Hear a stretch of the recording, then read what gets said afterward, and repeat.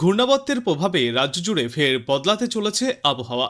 আবহাওয়া দপ্তরের পূর্বাভাস অনুযায়ী আজ থেকে আগামী মঙ্গলবার পর্যন্ত পশ্চিমবঙ্গের বিভিন্ন জেলায় দফায় দফায় ঝড় বৃষ্টির সম্ভাবনা রয়েছে। উত্তরবঙ্গে ভারী বৃষ্টির আশঙ্কাও রয়েছে। আর এদিকে দক্ষিণবঙ্গের একাধিক জেলায় কালবৈশাখীর মতো পরিস্থিতিও তৈরি হতে পারে। দক্ষিণবঙ্গে আজ থেকেই মূলত মেঘলা আকাশ থাকার সম্ভাবনা। বুধবার পর্যন্ত ঝড় বৃষ্টির এই স্পেল চলতে পারে দক্ষিণবঙ্গের বিস্তীর্ণ এলাকায়। বিশেষ করে আগামীকাল থেকে ঝড় বৃষ্টির পরিমাণ এবং ব্যাপকতা অনেকটাই বাড়বে। পুরুলিয়া, বাঁকুড়া, বীরভূম, মুর্শিদাবাদ, হুগলি এবং পূর্ব ও পশ্চিম বর্ধমান জেলায় কালবৈশাখীর মতো পরিস্থিতি তৈরি হওয়ার আশঙ্কা প্রকাশ করেছে আবহাওয়া দপ্তর।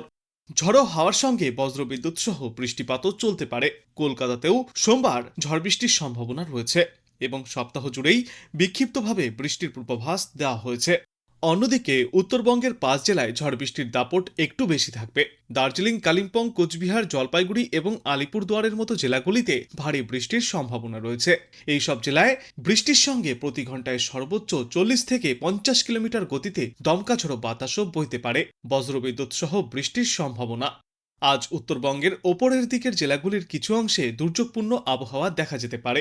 এরপর আগামীকাল থেকে উত্তরবঙ্গের সর্বত্রই ঝড় বৃষ্টির আশঙ্কা বাড়বে। বুধবার পর্যন্ত উত্তরবঙ্গের বিভিন্ন জেলায় বজ্রবিদ্যুৎ সহ বৃষ্টির সঙ্গে 30 থেকে 40 কিলোমিটার গতিতে ঝড়ো হাওয়া বইবে। বিশেষ করে দার্জিলিং, কালিম্পং, আলিপুরদুয়ার, কোচবিহার এবং জলপাইগুড়িতে এই ঝড় বৃষ্টির সম্ভাবনা বেশি।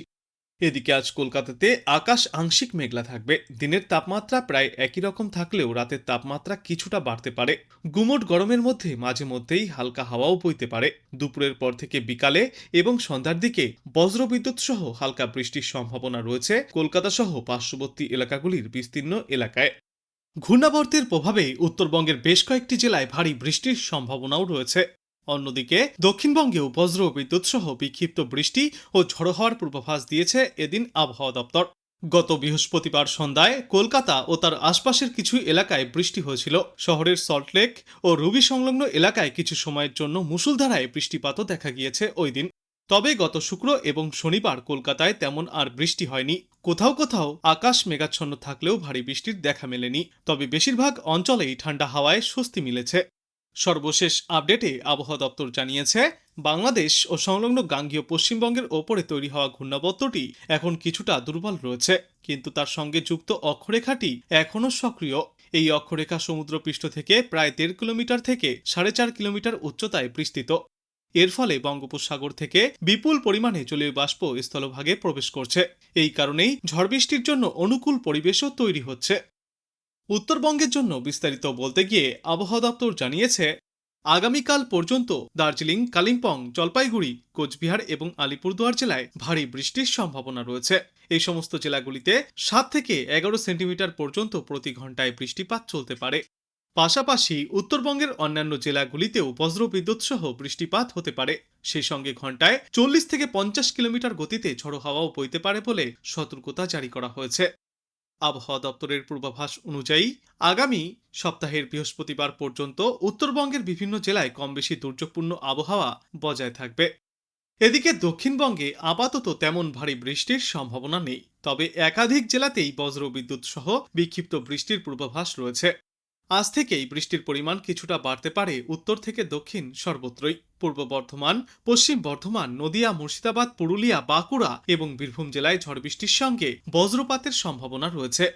এই সমস্ত জেলাগুলিতে ঝড়ো হাওয়ার গতিবেগ প্রতি ঘন্টায় সর্বোচ্চ 50 কিলোমিটার পর্যন্তও পৌঁছাতে পারে। দক্ষিণবঙ্গের অন্যান্য জেলাগুলিতেও হাওয়ার গতিবেগ প্রতি ঘন্টায় 30 থেকে 40 কিলোমিটার পর্যন্ত থাকতে পারে। আপাতত মঙ্গলবার পর্যন্ত এই সতর্কতা থাকবে বলে জানিয়েছে আবহাওয়া দপ্তর। কিছু জেলায় বুধবার পর্যন্ত বিক্ষিপ্তভাবে বৃষ্টি চলতে পারে বলেও পূর্বাভাসে বলা হয়েছে। কলকাতার জন্য আলাদা করে কোনো বড় সতর্কতা জারি করা হয়নি, তবে শহর ও শহরতলিতে হালকা বৃষ্টি, বজ্রপাত এবং ঝড়ো হওয়ার সম্ভাবনা রয়েছে। বিশেষ করে আজ এবং আগামীকাল কিছুটা দুর্যোগপূর্ণ আবহাওয়া দেখা যাবে কলকাতা এবং তার পার্শ্ববর্তী এলাকাগুলিতে। বিশেষজ্ঞদের মতে দক্ষিণবঙ্গে আপাতত দিনের তাপমাত্রা কিছুটা বাড়তে পারে, তবে পরে ধীরে ধীরে তাপমাত্রা আবারও কমতে শুরু করবে। অন্যদিকে ঝড় বৃষ্টির কারণে উত্তরবঙ্গের জেলাগুলিতে তাপমাত্রা তুলনামূলকভাবে অনেকটাই নিম্নমুখী হবে। এখন প্রশ্ন হচ্ছে, এমন আবহাওয়া কি জারি থাকবে গোটা বাংলায়? বিশেষজ্ঞরা জানিয়েছেন, এখনই বৃষ্টিপাত থেকে নিস্তার নেই, পাশাপাশি মেঘলা থাকবে আকাশ। আর কিছু জায়গায় বিক্ষিপ্তভাবে বৃষ্টিপাতও চলতে পারে। ঝড়ো হাওয়া বইবার আশঙ্কাও রয়েছে। তবে আজ দক্ষিণবঙ্গের আবহাওয়া শুষ্ক থাকার সম্ভাবনাই বেশি, অর্থাৎ সোজা ভাষায় বৃষ্টির আশঙ্কা কম। এহেন বৃষ্টির পরিস্থিতির পেছনে রয়েছে ঘূর্ণাবর্ত, যার ফলে গাঙ্গেয় পশ্চিমবঙ্গে ঢুকছে জলীয় বাষ্প। তার জেরেই মেঘলা আকাশ সঙ্গে বৃষ্টির প্রবল সম্ভাবনা তৈরি হচ্ছে। আজ এবং আগামীকাল 2 দিন বিক্ষিপ্তভাবে বৃষ্টিপাত জারি থাকবে। যদিও আজ পরিবেশ শুষ্ক থাকার আশঙ্কাই বেশি, তবে রবিবার থেকে কলকাতা সহ দক্ষিণবঙ্গের সব জেলাতেই বৃষ্টির পরিমাণ এবং ব্যাপকতা বাড়তে পারে। আজ থেকে আগামী 72 ঘন্টায় বেশি বৃষ্টির সম্ভাবনা রয়েছে উত্তর বীরভূম, মুর্শিদাবাদ এবং নদিয়া জেলায়।